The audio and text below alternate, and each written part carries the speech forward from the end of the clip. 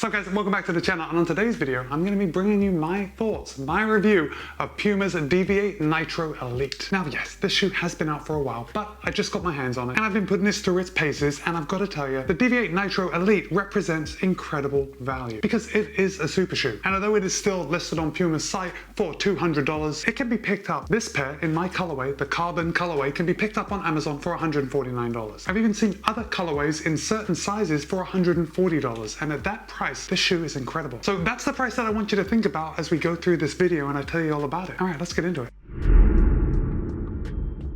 All right, so we have already talked about probably the most important thing, price, and the second most important thing is weight. And the Puma Deviate Nitro Elite doesn't have a weight problem. Puma claims that a US men's size 9 tips the scale at 6.8 ounces or 191 grams. However, in my size, a US men's size 13, it's almost hard for me to tell you without laughing, but this shoe only weighs 8.4 ounces or 237 grams. Guys, I don't know if you've seen any of my other videos, but usually in a US men's size 13, my shoes weigh quite a bit, and this is obscenely light. And it translates into a very light and quick ride. Now the Puma Deviate Nitro Elite, let's just call it the Elite moving forward. The Elite is Puma's answer to a racing shoe. And perhaps you've run in the Deviate Nitro, I have, and I loved it. And this is just a pared down, much faster feeling version of that. So if you already like the Deviate Nitro Elite is going to be a no-brainer for you. It is made for faster efforts. And where some other super shoes, I would say that they are limited to a longer range, I'm gonna say that this Elite is probably best for anything from 5K all the way up to the marathon. Now I'm going to give you my thoughts on some of those race distances in just a sec when we talk about the ride, but I think that this shoe translates well to any race distance. Okay, the Elite does have 36 in the heel, 28 in the forefoot for an 8mm drop. Personally for me, that is the sweet spot. I love that drop with racing shoes, so I've got no complaints on that. The shoe fits me well and it's very comfortable to run it. Let's talk about sizing, because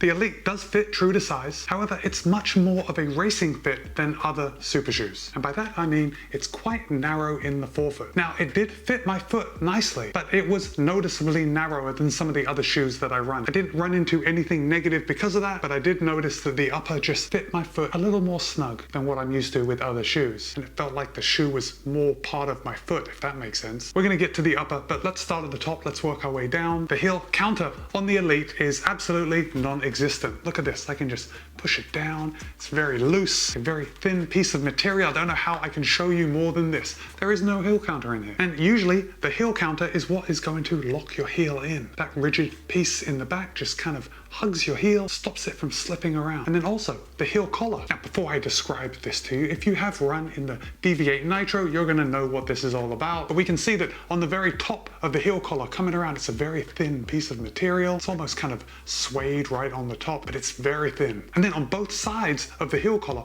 both on the lateral and the medial side, there's kind of like a bolster that runs from here to about here. And that little bolster just sticks out just a little bit of padding, and it grips the side of your heel surprisingly well. Now, I've got to tell you that I don't often experience heel slip in running shoes. I never have to do that heel lock lace loop, and I didn't have to do it in the Elites. But you may think that there's not a lot of padding here with no heel counter and minimal padding. Isn't my foot going to be sliding all around? Absolutely not. My foot and my heel were completely locked into this shoe. And the reason for that is, and we're also going to tie it into the slightly snugger fit around the forefoot, and this probably could be my one downside of the Elite, although in the downside's defense it's also an upside, but this shoe is incredibly difficult to put on and take off. And by that I mean, you know, when you get home from a run and you're just lazy and you want to undo your laces and maybe step on the heel and slide it off, or even sit down and try and pull it off after you've undone the laces. My friends, good luck. Good luck doing that, because once this shoe is on your foot, it's on your foot until you loosen the laces at least, I don't know, a third of the way down. So maybe 3 lace holes. I have to pull all those laces out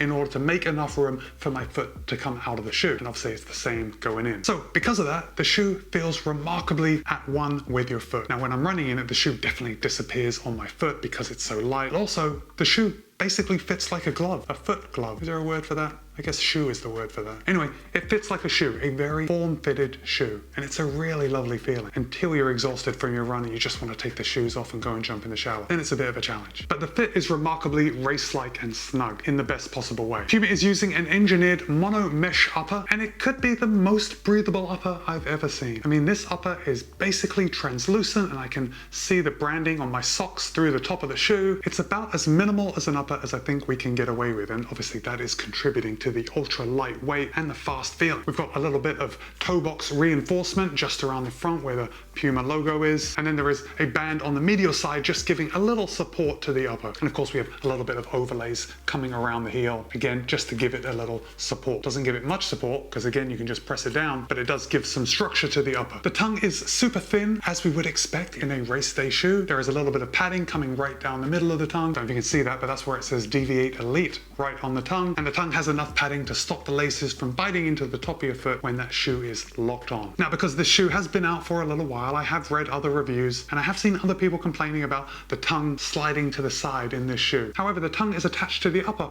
on the medial side, and we can see just a little bit of stitching right here. That's where the tongue is attached. And again, because this shoe locks onto your foot so well, I didn't experience any slippage of the tongue. Coming down to the midsole, and this is where the magic happens on all shoes, especially race day shoes. Puma is using a Pebax based Nitro Elite midsole foam. It's soft, but not too soft. It's cushioned. And then sandwiched in between the Nitro Elite foam is Puma's carbon plated inner plate. And there's actually a window right on the bottom that you can see it there.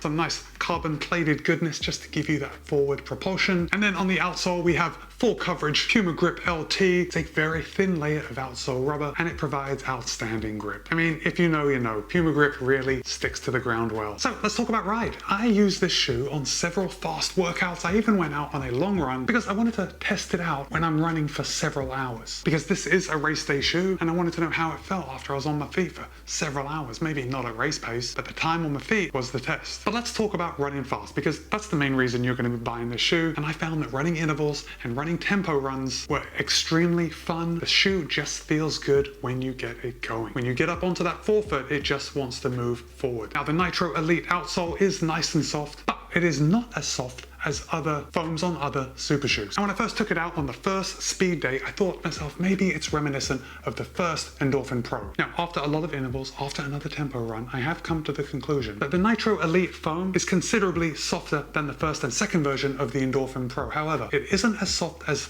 the Pro 3 or the Nike Next Percent 2. Now, that's not necessarily a bad thing. It is a different shoe. And for me, as someone that gravitates to softer shoes, I first thought that maybe this was a little firm for me to run faster than a half marathon. But after I took it out for several hours and I came back and my feet still felt really good after running in the shoe, after having them strapped on and running for a long time, this could absolutely be good enough to run a marathon for me. And I like a really soft shoe. Now, with that said, with all the other options that are out there, for me personally, because I do like a lot of cushion, I'm not sure if this, the first version of the Elite, is going to be the shoe that I grab for when running a marathon. But without doubt, I would not hesitate to grab this for a 5K, a 10K, a half marathon. I think this would be an exceptional shoe to race those shorter distances in. And just to be clear, I could absolutely go out and hammer a marathon in this shoe. I think I may just be a little paranoid because I tell myself that I like soft shoes all the time. As you've seen, I've probably told you guys that 5 times already in this video. Anyway, the Puma Deviate Nitro Elite is a phenomenal racing shoe for $150 that you can get it on Amazon. I mean, seriously, what are you waiting for? I think this is something that you need to snap up. Unless, of course, you're waiting for the Deviate Nitro Elite 2. I'll let you know my thoughts on those in another video. Okay, of course, I will place a link to these shoes on Amazon in the comments below, so if you want to pick up a pair, you can. Of course, there is an affiliate link. When you use my link, it doesn't cost you anything else, but it does help support the channel. And of course, if you have made it to this point in the video, I want you to prove it by putting the tornado emoji in the comments, because this shoe is fast, just like the winds in a tornado. And with that, my name is Matt B. This has been my review of Puma's Deviate Nitro Elite. Be kind, be happy, run well.